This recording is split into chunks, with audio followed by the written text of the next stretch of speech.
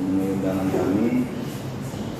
Jadi adapun konferensi pers ini kami gelar guna untuk terkait dengan gugatan kami di Pengadilan Negeri Medan. Nah, kami selaku kuasa hukum dari PT Putri Mahakam Lestari. Ya. Nah, jadi kami sebagai penggugat di Pengadilan Negeri Medan. Nah, adapun gugatan ini sebetulnya gugatan perbuatan melawan hukum, ya, sehubungan dengan proyek pembangunan pelabuhan penyeberangan muara tahap 3 Sumatera Utara, ya, di Tapanuli Utara, ya. Nah, proyek ini sendiri di bawah Kementerian Perhubungan RI, ya, pada Balai Pengelola Transportasi Darat Wilayah 2 Sumut. Nah, sebetulnya ini sudah bergulir lama, sudah cerita panjang sebetulnya ini, ya. Nah, jadi saya agak ceritakan dulu kenapa gugatan ini sampai di PN. Jadi kami PT Putri Mahakam Lestari itu sebetulnya pemenang dalam tender pengadaan barang dan jasa untuk proyek ini, ya, dan sudah dinyatakan menang, ya, dan sudah diumumkan di website resmi LKPP, ya. Namun pada perjalanannya PT Putri Mahakam Lestari itu tidak dikeluarkan surat penunjukan penyedia barang dan jasa atau SPPBJ oleh PPK, pejabat pembuat komitmen. Nah, seharusnya SPPBJ ini adalah kewajiban dari PPK. Ya, disebutkan dalam Peraturan Presiden Nomor 16 Tahun 2018 itu menjadi kewenangan dan kewajibannya. Nah, karena tidak dikeluarkannya SPPBJ itu, kemudian kami mengajukan permohonan fiktif positif register nomor 4/FP/2020/PTUN Medan, ya. Nah, dalam perjalanannya kami atau permohonan kami dikabulkan oleh majelis hakim untuk seluruhnya, ya. Nah, dalam amar putusannya mewajibkan PPK mengeluarkan atau menerbitkan SPPBJ dimaksud.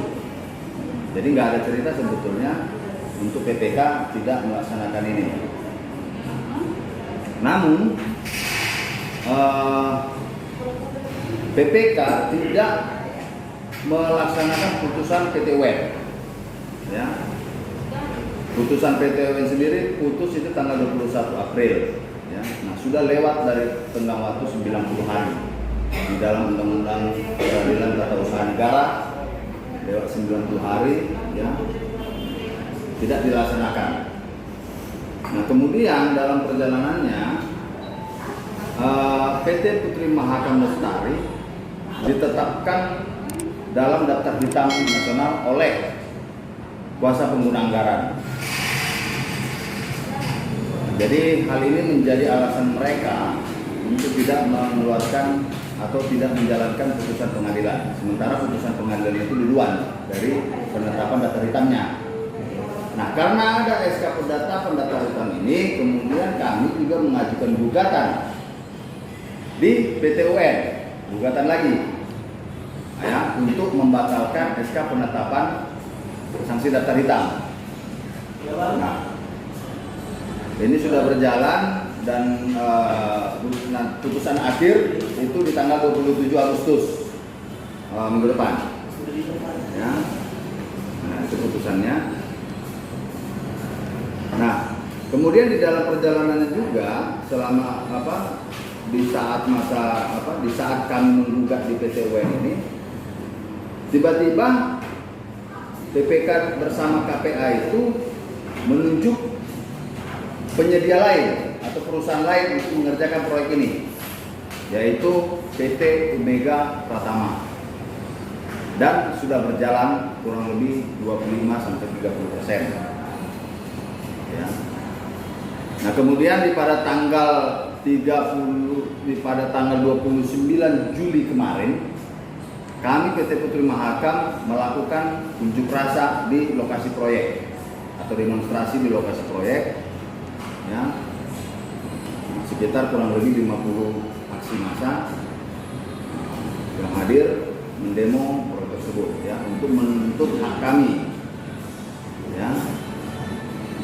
Nah, lalu kemudian akhirnya kami mengajukan gugatan di Pengadilan Negeri Medan, perbuatan melawan hukum. Kenapa kami sebut ini perbuatan? Misalnya mewajibkan PPK mengeluarkan atau menerbitkan SPPBJ dimaksud. Jadi nggak ada cerita sebetulnya untuk PPK tidak melaksanakan ini. Namun PPK tidak melaksanakan putusan PT UN. Ya. Putusan PT UN sendiri putus itu tanggal 21 April. Ya. Nah, sudah lewat dari tenggang waktu 90 hari di dalam Undang-Undang Peradilan Tata Usaha Negara, lewat 90 hari, ya, tidak dilaksanakan. Nah, kemudian dalam perjalanannya PT Putri Mahakam Lestari ditetapkan dalam daftar hitam nasional oleh kuasa pengguna anggaran. Jadi hal ini menjadi alasan mereka untuk tidak mengeluarkan atau tidak menjalankan putusan pengadilan. Sementara putusan pengadilan itu duluan dari penetapan daftar hitamnya. Nah, karena ada SK penetapan daftar hitam ini, kemudian kami juga mengajukan gugatan di PT UN, gugatan lagi, ya, untuk membatalkan SK penetapan sanksi daftar hitam. Nah, ini sudah berjalan dan putusan akhir itu di tanggal 27 Agustus minggu depan. Ya. Nah, itu putusannya.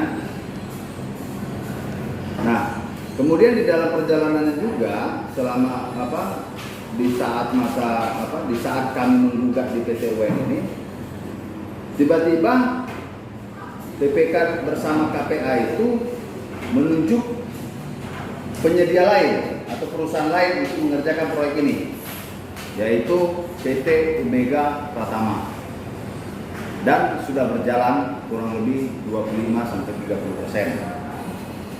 Ya. Nah, kemudian pada tanggal 29 Juli kemarin, kami PT Putri Mahakam melakukan unjuk rasa di lokasi proyek atau demonstrasi di lokasi proyek, ya, sekitar kurang lebih 50 aksi massa yang hadir mendemo proyek tersebut, ya, untuk menuntut hak kami, ya. Nah, lalu kemudian akhirnya kami mengajukan gugatan di Pengadilan Negeri Medan, perbuatan melawan hukum. Kenapa kami sebut ini perbuatan? Permasalahan ini, ya, kami juga telah melaporkan, ya, kuasa pengguna anggaran di Polda Sumatera Utara, pasal 317 KUHP, yaitu pengaduan palsu kepada penguasa, ancaman hukuman 4 tahun. Nah, kita sudah laporkan KPA-nya ke Polda Sud. Kemudian upaya hukum lain yang kami lakukan, kami melaporkan PPK dan KPA di Komisi Pemberantasan Korupsi atau KPK, di Kejaksaan Agung RI, yang ketiga di Bareskrim Polri, yang keempat di Ombudsman RI. Nah, kami juga akan mengadukan hal ini kepada Presiden RI dan Komisi 5 DPR RI, karena mitra perhubungan adalah Komisi 5 DPR RI. Nah, rencana besok saya akan mengajukan pengaduan itu kepada Presiden dan Komisi 5 DPR RI. Nah, ini adalah serangkaian upaya hukum yang telah kami lakukan. Jadi ini nggak bisa terputus-putus cerita. Jadi ini masih rentetan cerita, ini satu rentetan cerita. Nah, apa laporan kami ke Bareskrim, KPK, Ombudsman dan Kejagung adalah laporan dugaan tindak pidana korupsi.